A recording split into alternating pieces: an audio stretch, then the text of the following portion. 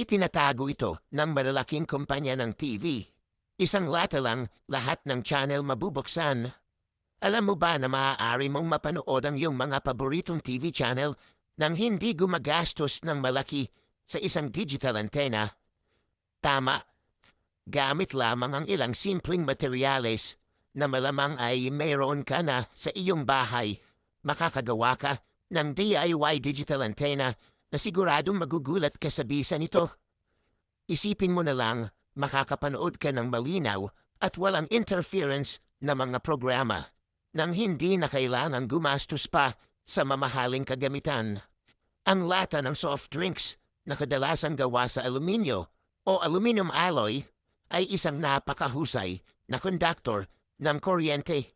Ito ang dahilan kung bakit perpekto ito sa paggawa ng antena dahil kailangan itong sumagap at magpadala ng electromagnetic signals. Bukod dito, ang bilog na hugis ng lata ay madaling gawing bahagi ng antena tulad ng isang dipole o loop na parehong ginagamit para sa pagtanggap ng digital signal. Paano gawin ang antena? Napakadali lang gawin. Una, hatiin ang lata sa dalawa.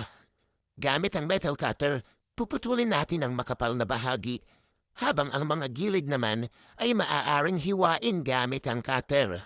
Mag-ingat sa paghawak ng lata matapos itong hiwain dahil matatalas ang mga gilid nito. Kung hindi ka sanay gumamit ng mga kasangkapang ito, mas mabuting humingi ng tulong sa isang marunong. Kapag naputol na, kailangan ayusin ang mga bahagi upang manatili ang tamang hugis at sukat. Mahalaga ang symmetry o pantay na anyo upang makasagap ng maayos ng signal. Pagbuo ng base ng antena.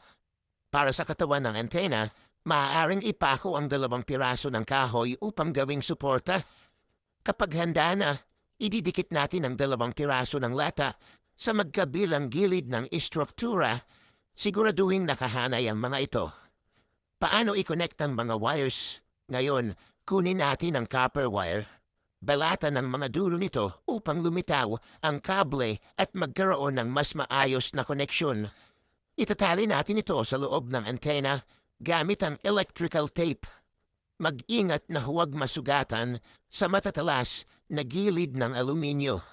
Ang kabilang dulo ng wire ay ikakabit naman sa balon na siya namang idudugtong sa coaxial cable. Tapos na ang ating antena. Ngayon, ilagay ito sa tamang pwesto, malapit sa TV at subukang paganahin ito. Surprise ang resulta. Sa pagsubok, hindi lang nito nakuha ang karamihan sa analog TV channels, kundi pati na rin ang maraming digital TV channels na may malinaw na signal.